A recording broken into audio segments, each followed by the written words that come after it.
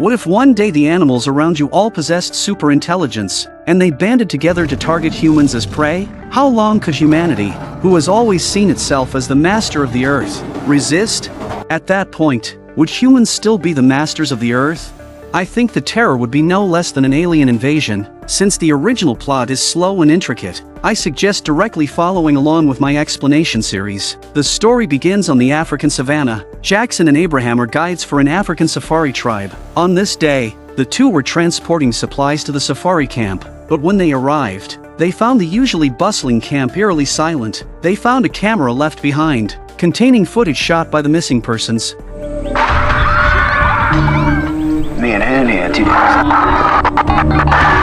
What exactly attacked the camp? Then they discovered lion droppings and footprints around the camp. Jackson deduced from the footprints that there was only one male lion, but one lion alone shouldn't have scared everyone away, especially since many people in the camp were armed with rifles. With no other choice, Jackson and Abraham drove deeper into the savannah in search of clues. Soon, they found the camp's jeep. The jeep had driven into the bush, with its doors wide open, but still, there was no sign of human activity. Jackson and Abraham approached the jeep cautiously with their guns drawn. They hadn't gone far when they found a shoe dropped in the grass. Abraham gestured for Jackson to stand watch from a distance while he went to investigate. As Abraham approached the jeep, he heard someone weakly calling for help. He shouted the person's name and ran into the jeep. Jackson, left in place, looks around nervously at the grass.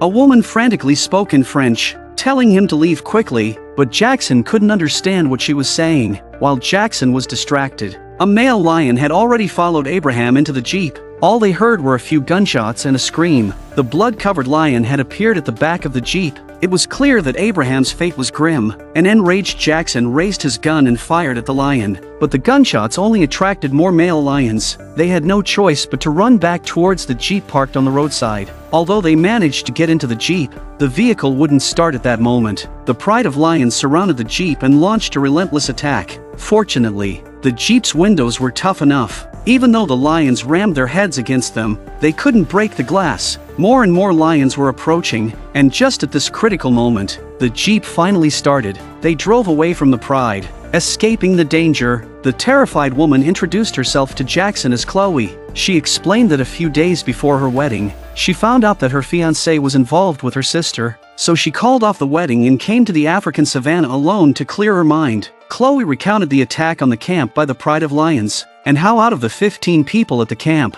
she was the only one who survived. Jackson found the whole situation incredibly strange. African male lions are highly territorial, and it was impossible for so many males to gather together and coordinate an attack on humans. They hadn't gone far when disaster struck again. The lions had damaged the jeep's radiator, making it unable to move. Without cell signal in the middle of nowhere, they couldn't call for help and had to walk 6 kilometers to the nearest camp. Chloe was terrified at the thought of walking across the dangerous savannah. Jackson reassured her that the lions were already full and wouldn't go on a long trek to hunt for more food. But the unexpected happened sooner than they thought. Not long after they set out, they encountered the pride near a cliff, trapping them against the edge. The lead lion's eyes seemed to show a hint of challenge.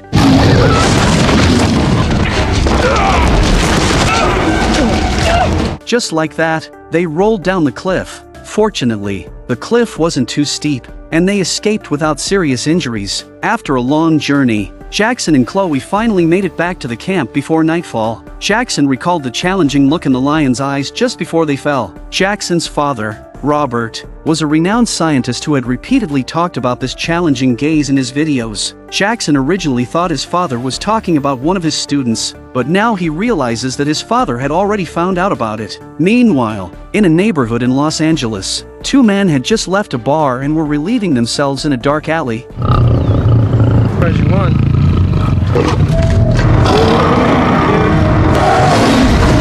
The next day, there was news about lions, including one that had killed a zoo trainer. Journalist Jamie was investigating this lion attack incident. Jamie believed the lion's abnormal behavior was due to a change in the food provided by Raiden Global, the company that supplied the zoo's food. Without any evidence, Jamie posted her theory on social media. Raiden Global was a powerful company with products distributed worldwide and happened to be a stakeholder in the newspaper. As expected, Jamie was fired from her job as a junior reporter, but she didn't give up on finding the truth. Jamie visited the zoo, where veterinary pathologist Mitch was also investigating the lion attack. He took her to his autopsy lab. The 2 rampaging lions had already been shot dead by the police. These lions had been raised in the zoo's enclosure from a young age and had never shown any signs of aggression in the past 14 years. Their physical condition was normal, and there were no signs of abuse. Jamie speculated that the food from Raiden Global was the cause. Experienced Mitch told her that food can only cause pathological changes. Mild cases might result in constipation,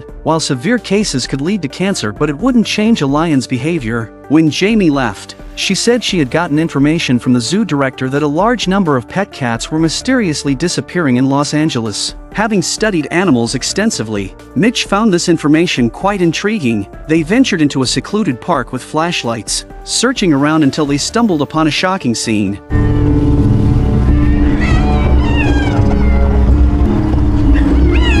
This boy was playing with his dog, only to be abruptly stopped by his father. The father even had someone take the dog away immediately. Angry, the dog grabbed its young owner's toy and ran away from home. The man chased after the dog desperately, unaware that his fate was already sealed from that moment. The dog walked and paused, seemingly waiting for its owner to catch up. The road became increasingly remote until the dog finally ran into an old, dilapidated house. The man followed it inside. Who would have thought that the usually gentle and obedient dog had a big surprise in store for its owner? Inside the room were numerous bodies gnawed by wild dogs, and countless vicious dogs surrounded the man.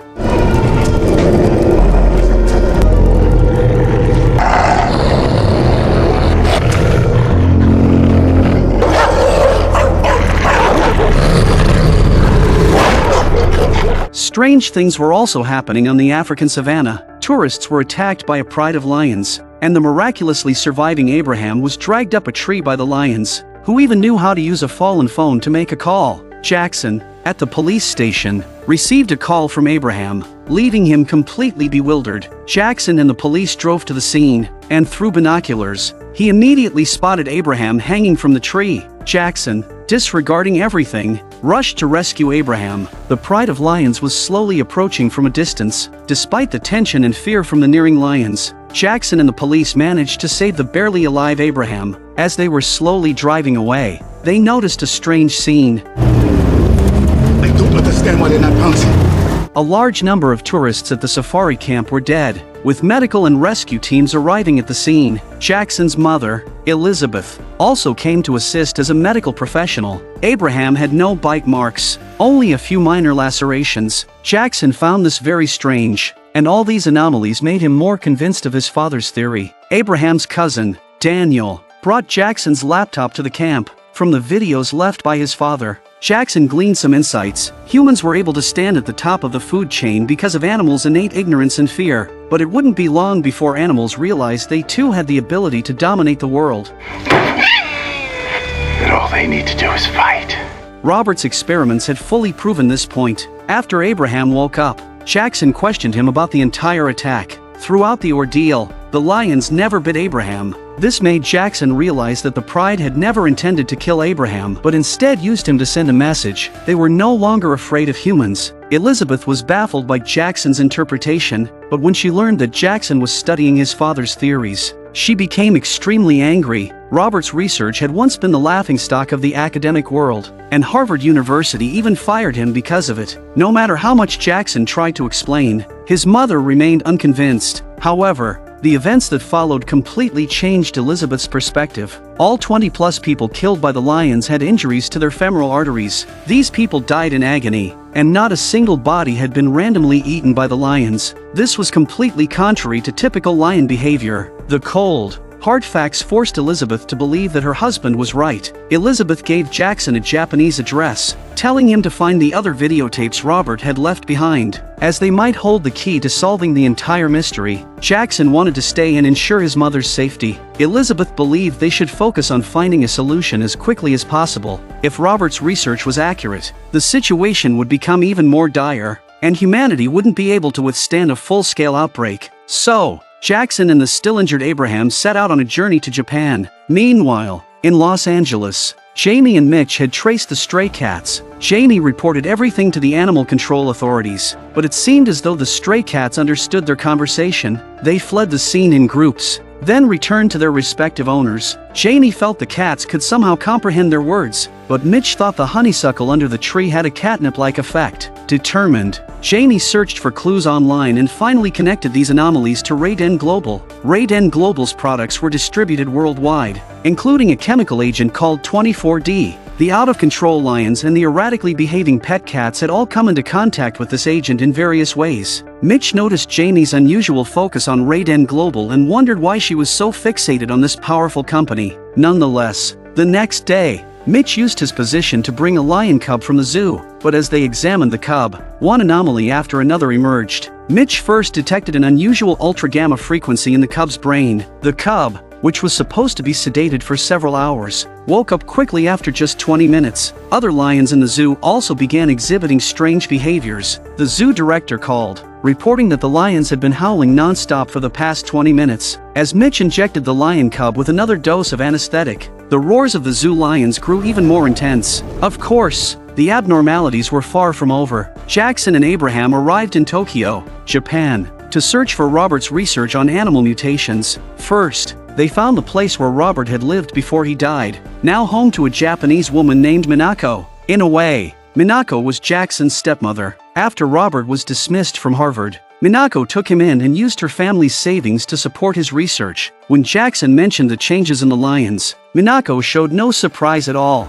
However, Robert's research wasn't with Minako. It was stored on an island. They immediately took a private plane to the island. On the plane, Minako took out a radiation detector, which puzzled Jackson. Minako explained that the island Robert had chosen was only 30 kilometers from the Fukushima nuclear disaster site. As the plane approached the island, an unexpected event occurred.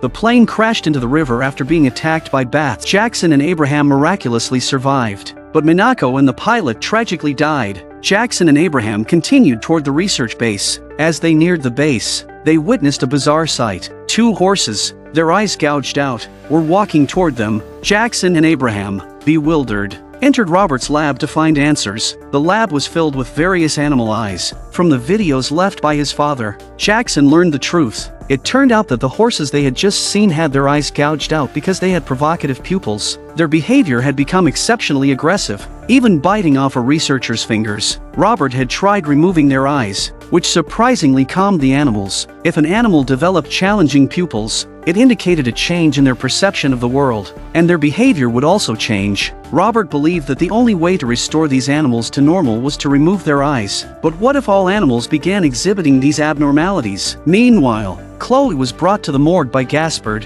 where 6 bodies mutilated by wild dogs were laid out. Gaspard then took Chloe to the scene where the bodies were found. Chloe analyzed the behavior of the dogs. The victims were mostly homeless people and tourists, and the locations where they were attacked were secluded. She concluded that these dogs were honing their killing skills. Elsewhere, Jamie discovered that the animal mutations were linked to Raiden Global's products. She and Mitch went to see a powerful senator, hoping he could help them take down Raiden Global, but when they approached Senator Vaughn with high hopes, Vaughn shook his head repeatedly. Jamie and Mitch left in disappointment. Jamie brought Mitch to meet her family, revealing that both her parents had died from cancer. Raiden Global had manufactured a pesticide that contaminated the entire town, leading to the untimely deaths of many residents. Feeling downcast, they went to a bar, hoping to drown their sorrows in alcohol. But just then, Gaspard found Mitch, seemingly knowing everything about Mitch's recent activities. Gaspard showed Mitch the recent anomalies and invited him to join a mysterious organization.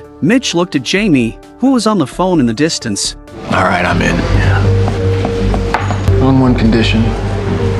Meanwhile, in the lab, Abraham suddenly noticed an eerie silence around him. He immediately took out a radiation detector and discovered that the readings were alarmingly high. At that moment, the sound of a helicopter filled the air, and they ran toward the aircraft with their data. To their surprise, Gaspard had come to rescue Jackson and Abraham. After escaping danger, Jackson and Abraham were taken by Gaspard to a meeting room in Tokyo, Japan. Jamie and Mitch were also present. Soon, the organizer behind the scenes, Delavan, entered the room. No one knew who Delavan was. To Jackson's delight, Chloe, who had faced the dangers of the African savanna with him, was also there. Delaven began by showing them a video. Recently, there have been a number of animal attacks around the world, with a lion killing in Los Angeles, a rhinoceros attacking a car and trampling tourists to death in Jakarta, and 6 brown bears biting a number of children at a playground in Germany. By all indications, Robert's research was finally being recognized. Delaven had formed this secret group to uncover the truth behind these events and attempt to prevent this disaster. Each of the 5 had their own expertise. Jackson,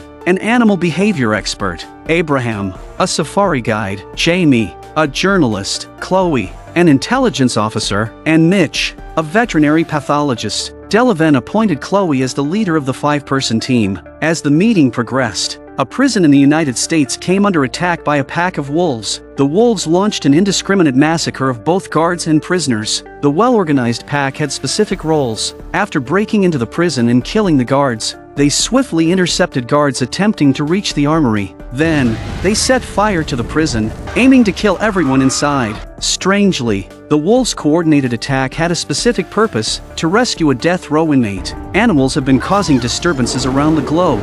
Even in the Antarctic, at a research station in -88-degree weather, a swarm of bats attacked. This was an unprecedented phenomenon. The bats gathered and covered the solar panels, cutting off the natural energy supply. Just as the researchers activated the backup power and returned indoors, one of them unknowingly had a bat clinging to her back. No! Oh!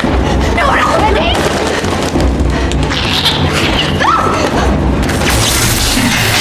The backup power was destroyed, plunging the entire station into freezing darkness. Soon, 2 researchers froze to death. A 5-member team had just been formed when they received news of a Wolfpack attack on an American prison, where all the guards and inmates were killed. They immediately set off for the United States. Chloe decided to split the team. Abraham and Mitch were to go into the forest to capture a wolf. They needed a live specimen to test for mutations. Chloe, Jackson, and Jamie would conduct a secret investigation at the prison. A mysterious organization provided them with credentials as French ambassadors. As they made their way to the prison, Jackson noticed something unusual. There were no wolf droppings. Wolves are pack animals, and the alpha would leave droppings to lead the pack, which means there was no leader in this attack. Moreover, when they reviewed the surveillance footage, they discovered a surprising scene. The wolves did not attack Evan. In fact, they appeared docile in his presence. Jackson suspected that Evan was the leader of the pack. Jackson's theory sounded outlandish,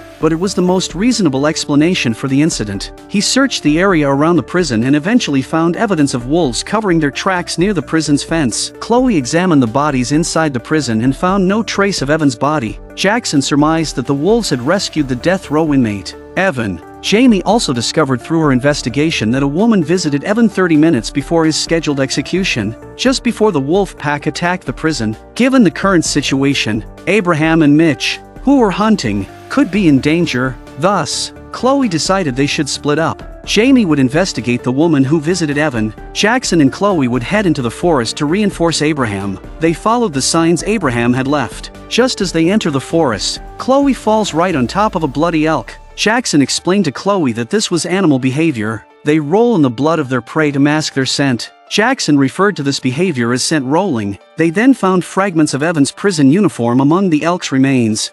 Maybe it wasn't an animal that did this.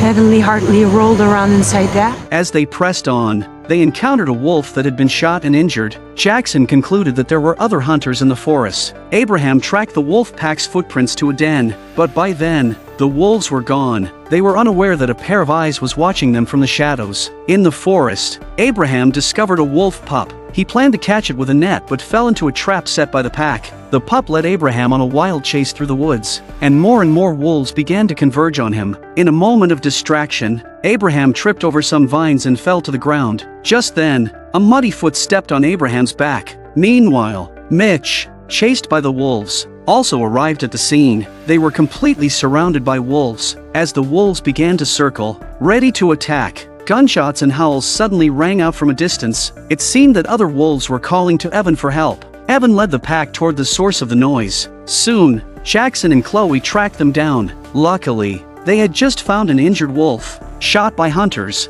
that could be used for their experiments. they quietly took the injured wolf back to the hotel. A strange, foul odor emanated from the wolf's wound, indicating a bacterial infection. Jackson believed that the mutations in the wolves were closely linked to these bacteria. Mitch rigged up a makeshift lab setup.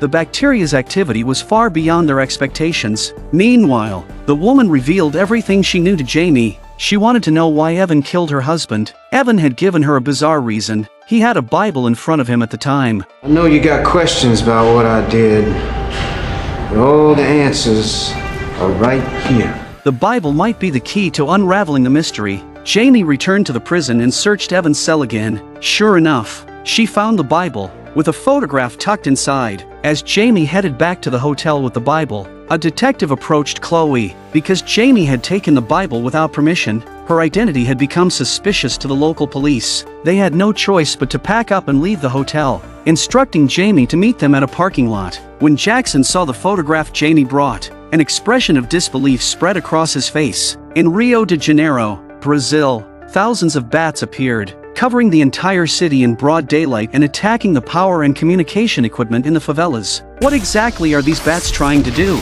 Upon receiving the news, the special 5-member team split up once again. Jackson and Jamie stayed behind to investigate Raiden Global. Chloe and the others headed to Brazil to investigate the cause of the bat's mutation. Before their plane even landed, they witnessed an astonishing scene. 3. As soon as they got off the plane, they learned that the government planned to use a powerful insecticide to eradicate the bats. However, this potent pesticide would have a devastating impact on all life in the city. The authorities promised to give them 1 day to investigate, but the bats' behavior left them puzzled. That night, they headed to the favelas where the bats were gathering. Mitch wanted to capture a live sample for examination. Judging by the makeshift power and communication setups, they deduced that the favelas were a separatist community. This area was cut off from all government connections. The people in the favelas tried to drive away the bats with guns, but it was obviously futile. Not only did they fail to catch any bats, but they also ended up disturbing them.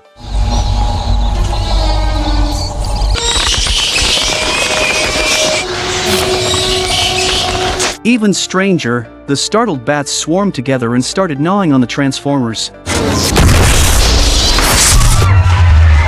The resulting explosion attracted the local gangs, and a tense Chloe pointed her gun at them. Fortunately, the experienced Abraham quickly pulled out a wad of cash, preventing them from losing any limbs. After the crisis was averted, Mitch packed the bat carcass into a box and took it back to the hotel for research. He discovered something unusual about the dead bat's pupils. Chloe wanted to call Jackson and report everything that had happened, but as soon as she dialed, she was attacked by the bats. As Chloe fended off the bats, her phone fell to the ground. She suddenly realized that the bats weren't targeting her. They were after her phone. Chloe shared her discovery with Mitch and Abraham. Mitch speculated that it was related to human technology. Humans, ranked at level 221 in the food chain, have reached the top thanks to their intelligence and technology. The bats' behavior might be an attempt to destroy human technology. Chloe suddenly suggested that if they could hang a powerful signal transmitter on a tree in the forest, the bats might return to the forest. Abraham was equally enthusiastic about the idea. It seemed like a perfect plan to both Abraham and Chloe. However, they didn't have the equipment to emit such a signal, so Chloe suggested stealing a network antenna from the favelas. Mitch thought it was too dangerous. The consequences of getting caught by those gangsters would be dire, but time was running out. As the government planned to drop the pesticide from the air the next morning, Mitch reluctantly decided to join them in their risky venture. Abraham was tasked with stealing a car to transport the equipment. Mitch and Chloe were responsible for dismantling the transmitter in the favelas. Just as they were about to succeed, Gustavo and his gang caught them red-handed. Before Mitch could even begin to explain, Enzo knocked him to the ground. Meanwhile, Jamie hacked into Raiden Global's internal network and discovered suspicious activity in an account belonging to a man named Leo. Leo was a former researcher at Raiden Global who had blackmailed the company multiple times after leaving, donating the money to charity. At that moment, Detective Schaefer found them, having uncovered evidence of Jamie's hacking into Raiden Global. To avoid arrest, they revealed the truth to Schaefer and agreed to let him join the investigation. Soon, they located Leo's residence. As Jackson entered, he saw a figure dash towards the door, only to be stopped by Schaefer waiting outside. The clever man knew he was no match for Schaefer, so he turned and ran towards Jackson and Jamie. This man is the one they are looking for,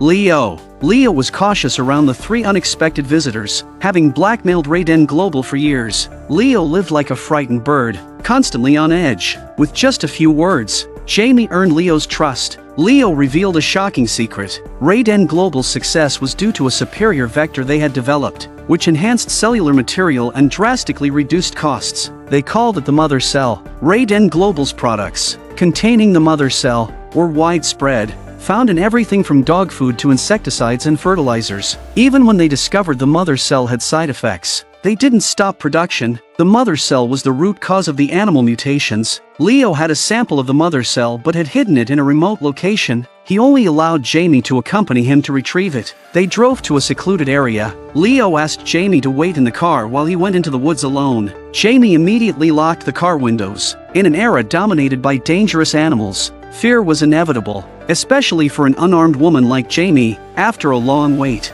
Leo returned with the Mother Cell and handed it to Jamie. The years of pressure Leo had endured seemed to lift instantly. As they drove back, a car suddenly sped out from a side road. Tricking you. Jamie was gravely injured, and Leo was killed on the spot. A figure slowly approached Jamie. It was Evan, the leader of the mutated wolves. Why did Evan want the Mother Cell? And can Chloe and the others find a way to stop the bat crisis? A woman who had just returned from a matchmaking date arrived home, unaware that a large grizzly bear was following her with an indifferent gait. The woman, who had fallen in love, was completely unaware. She first went into the kitchen and poured herself a glass of wine, clearly pleased with her date. Then, she took out a plate to prepare some snacks to go with the wine.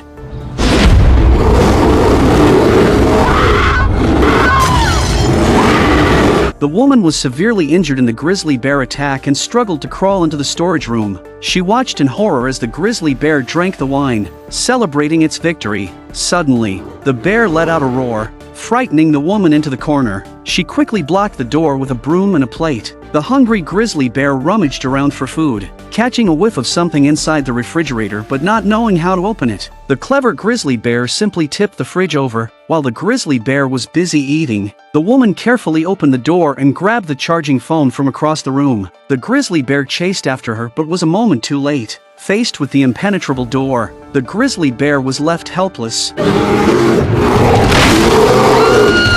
The police arrived at the scene after receiving the emergency call, only to find that the grizzly bear had mysteriously gone into hibernation in the middle of summer. In Rio de Janeiro, Brazil, a strange event occurred as countless bats swarmed the city in broad daylight. Their first target was not humans but the city's power and communication systems. Humans, at the top of the food chain, were powerless against the bats, and the government resorted to using a highly toxic pesticide. Even this ecologically destructive toxin had no effect on the bats. The animal mutations had worsened, disrupting the team's plans. Chloe discovered that the bats were particularly sensitive to cell phone signals, so they decided to use a network antenna to lure the bats into the forest. As they dismantled the antenna, the local gang leader Gustavo mistook them for thieves and locked them in an old, decrepit building. Inside, they witnessed a bizarre scene. They noticed that normally timid rats were unafraid of humans. Mitch remarked that, given the current situation, the bats were scarier than humans. The rats likely felt safer around people. Chloe looked out the window, growing increasingly tense as the situation escalated. She felt they needed to contact the government for assistance. However, the favelas were a separatist community, completely cut off from the government. Everything in the favelas was controlled by Gustavo. Chloe mentioned that to lure the bats away, they needed the favela's cellular antenna. Losing cell service would cost Gustavo 200,000 money per day. Mitch suggested using other equipment to replace the antenna. She proposed building a high-frequency sonic emitter to repel the bats. They needed a discarded computer tower and an amplifier. Gustavo was surprised by Mitch's simple request and immediately ordered his men to search the junkyard. As they were constructing the sonic emitter, Abraham had already barged in to rescue them. First, Abraham threatened Enzo to take him to Mitch and Chloe, only to walk into Enzo's trap. Facing a dozen thugs, Abraham remained calm. Seeing the bats hanging on the wall, Abraham got an idea. He slowly lowered his arm and fired a shot at the ground. The gunshots startled an uncountable number of bats. In the ensuing chaos, Abraham moved swiftly, taking out the thugs with ease. In no time, only Enzo was left. Under Abraham's threat, Enzo led he to Gustavo, who was installing the sonic emitter on the roof. Faced with a gun, Gustavo had no choice but to comply. As Abraham was leaving, Gustavo, in a fit of rage, began beating Enzo. Unwilling to watch, Abraham turned and punched Gustavo. Just then, the equipment behind Abraham emitted a sound as the high-frequency waves were transmitted through the amplifier. As the sound waves continued to emit from the amplifier, all the bats left the favelas. The bat crisis that had plagued Rio for so long was easily resolved. Meanwhile, Jackson and Jamie had discovered the cause of the animal mutations. They found that Raiden Global's mother cell was the culprit. Jamie had just acquired the mother cell when it was stolen by Evan, the Wolfpack leader. Losing the mother cell filled her with guilt. With Detective Schaefer's help, Jamie recalled the model of Evan's vehicle and the numbers on the license plate. Jackson took out a photo of his father with Evan and compared it to a recent photo of Evan. He noticed that Evan's pupils now looked identical to those of the mutated animals. At that moment, Evan arrived at an ophthalmology clinic with the mother cell, coercing a doctor to perform surgery. Do it or I'll kill you. Evan used a grinder to extract the mother cell, then combined the extracted serum with the mother cell, and converted it using electroporation. I'm almost done. Hold on.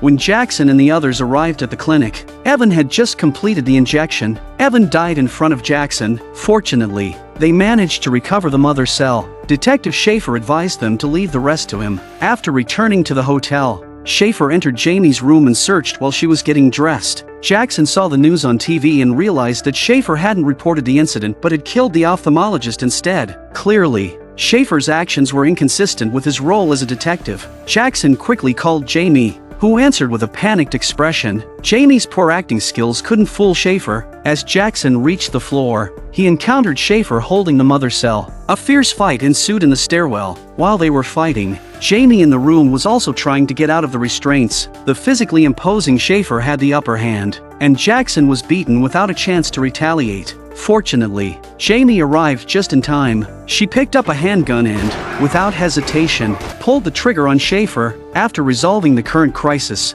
the special 5-member team successfully regrouped. Next, they would continue investigating the Grizzly Bear attacks.